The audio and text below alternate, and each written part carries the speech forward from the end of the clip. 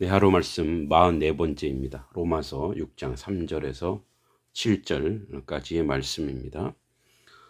무릇 그리스도 예수와 합하여 세례를 받은 우리는 그의 죽으심과 합하여 세례를 받은 줄을 알지 못하느냐. 그러므로 우리가 그의 죽으심과 합하여 세례를 받음으로 그와 함께 장사되었나니 이는 아버지의 영광으로 말미암아 그리스도를 죽은 자 가운데서 살리신 것 같이 우리로 또한 새 생명 가운데서 행하게 하려 함이라. 만일 우리가 그의 죽으심과 같은 모양으로 연합한 자가 되었으면 또한 그의 부활과 같은 모양으로 연합한 자도 되리라. 우리가 알거니와 우리의 옛 사람이 예수와 함께 십자가에 못 박힌 것은 죄의 몸이 죽어 다시는 우리가 죄에게 종노릇하지 아니하려 함이니 이는 죽은 자가 죄에서 벗어나 의롭다 하심을 얻었음이라. 아멘. 네, 추석도 끼었고 또 우리가 다른 말씀들도 함께 은혜를 나누다 보니까 로마서 진도가 좀 더디긴 합니다만 그럼에도 불구하고 신앙의 기초를 쌓기 위해서 대단히 중요한 부분이기도 합니다. 네, 완연한 가을 또는 아침 저녁으로는 겨울과 같은 날씨인데 환절기 감기 조심하시기 바랍니다. 6장 1, 2절에 우리가 얘기했습니다. 자, 그래서 우리가 은혜에 거하게 하기 위해 죄를 더할 수 없다. 왜냐하면 우리 속에 그 하나님의 역사가 있으면 죄를 대단히 미워하기 때문에 일부러 죄짓지 않는다는 거예요. 실수가 있을지언정. 이제 그런 내용들을 쭉 3절부터 이야기하고 있습니다. 여기에 보면 제가 그 3절부터 7절까지 파란색으로 좀 이렇게 써놨는데 합하여 함께 연합한.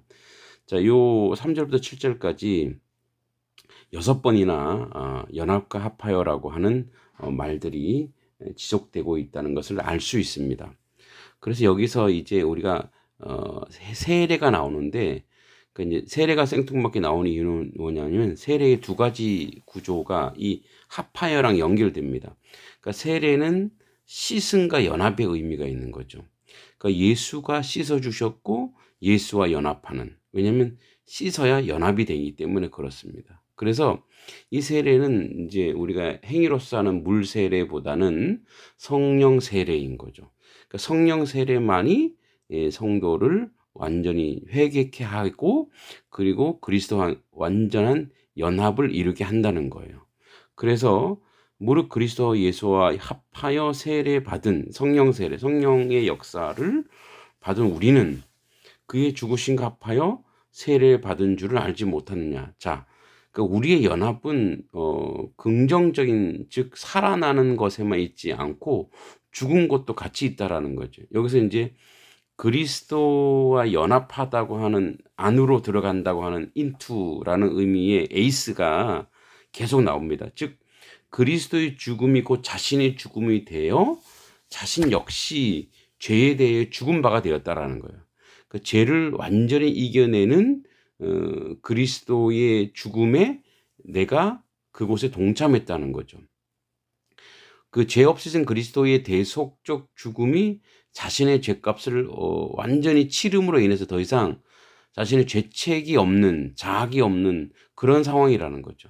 이런 의미에서 세례는 씻음이라는 의미를 갖는 것으로 볼 수 있죠. 그럼 우리는 성령 세례를 통해서 그리스도께서 죄값을 치르신 죽음에 동참함으로 인해서 죄책이 없어진 상태, 즉 죄가 씻겨진 상태에 들어가게 된다는 거죠. 그래서 이 세례의 연합과 씻음을 세례란 용어로 이야기하면서 완전하게 우리가 죄를 그리스도와 함께 죽음으로 죄를 이겨내는 그 죄에 대해서 우리가 죽은 그 역사를 보여주고 있다라는 것을 이야기하고 있습니다. 그러니까 이제 이 부분에 대해서 이론적인 그 내용의 알고 있음이 어떻게 실제적인 경험으로 나오냐 뒤에 좀 보겠습니다. 4절에 그러므로 우리가 그의 죽으심과 합하여 세례를 받음으로 함께 장사되었나니 그러니까 우리는 이미 우리의 그 인생의 죄의 장례식을 치렀다는 거예요. 그러니까 죄를 이미 우리 안에서 완전히 소멸시켰다라는 거예요. 그런데 이제 이렇게 얘기할 수 있죠. 근데 죄는 남아 있던데요. 있죠. 우리의 습관이. 그러나 그 죄 때문에 더 이상 죄를 더 짓거나 죄책감을 느끼지 않고 실수가 있을지언정 실수가 있어도 우리가 의지하는 바가 누구냐?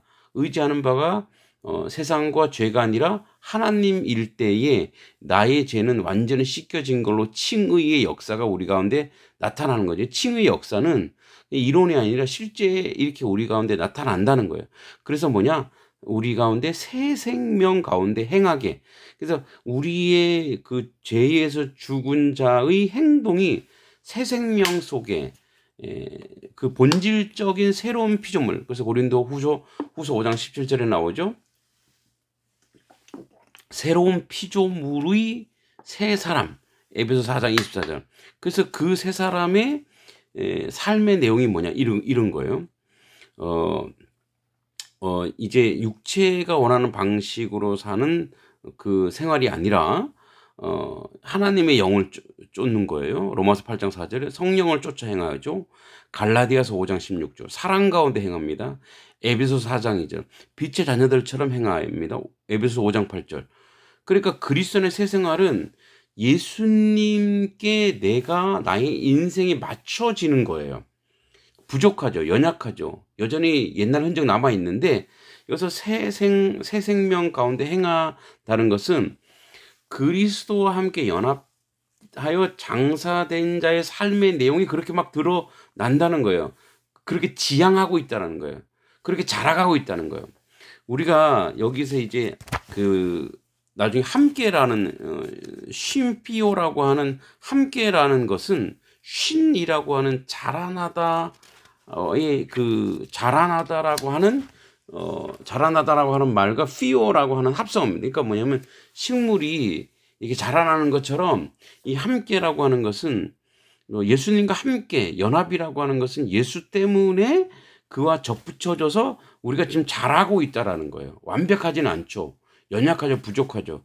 그런데 우리가 자꾸 그쪽으로 지향하고 있다라는 거, 그쪽으로 가고 있다라는 거예요.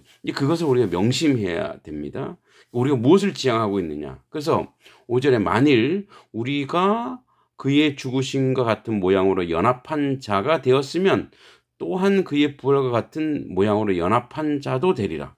그래서 다시 그 부활, 새 생명의 부활의 역사를 우리 속에 알게 된다는. 그래서 우리가 알거니라는 것은 지식으로 몰라요. 인생의 지식으로. 즉 하나님의 영이 알게 해주시는 그 계시의 영을 알게 해주셔서 우리가 다시는 죄에서 종로를 타지 않는 그런 삶을 산다는 거예요.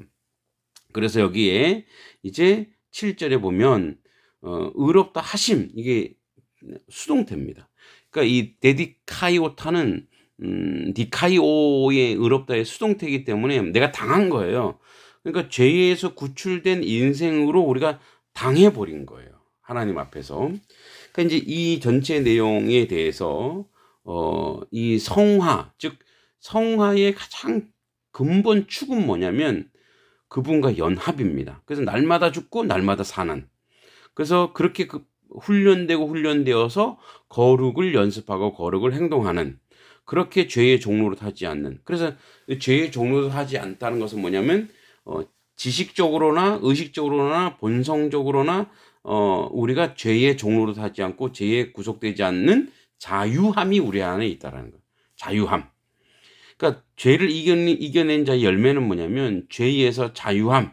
그래서 그가 우리를 속박하고 우리를 죄책감을 묶으려 하는 것을 이겨낼 수 있는 힘, 능력, 그것이 우리 안에 있다라는 거예요. 그것이 바로 의로운 자의 삶의 내용이라는 거죠. 그래서 오늘도 우리는 예수와 함께 가야 됩니다. 함께 해야, 함께 안에 그와 연합하고 그가 우리를 날마다 씻어주고 그와 동행하여 우리는 자꾸 그의 성령으로 말미암아 선을 생각하고 의로운 걸 생각하고, 그래서 우리 안에 이제 남을 미워하고 시기하고 질투하는 것들이 올 때마다 이래서는 안 되지. 다시 우리가 자복하고 스스로 회개하고 다시 선한 길로, 아름다운 길로 자꾸 지향하려고 하는 것이 바로 우리가 의롭다 하심 받은 하나님의 백성이라는 거죠. 예, 이거 인정하셔야 됩니다. 우리가 부족하고 연약한 거 있습니다. 그건 우리가 죄 안에 있기 때문이 아니요, 하나님의 백성이기 때문에 그것을 아는 거예요. 이거 죄라고 느끼는 거는 죄 속에서 몰라요. 죄 안에 들어서 몰라. 근데 하나님 백성이 이건 내가 실수구나, 잘못이구나. 그래서 바로 와서 어떻게 사과하고 용서를 빌고, 그리고 함께 그리스도의 그 제자로서 그 일을 감당해 내려고 하는, 그렇게 뭐랄까요, 새 생명 가운데 행하는 것, 생명 가운데, 새 생명 가운데 행하는, 사전에 새 생명 가운데 행하는 우리의 모습이 있다면 그것이 바로 여러분들이 하나님의 백성으로서의 증거라는 거. 오늘도 그 새 생명 가운데 행하는 여러분들의 삶이 되기를 간절히 소원하고 기도합니다. 오늘도 새 생명 가운데 행하는 여러분 삶 모습이 되기를 축복하고 기도합니다. 감사합니다.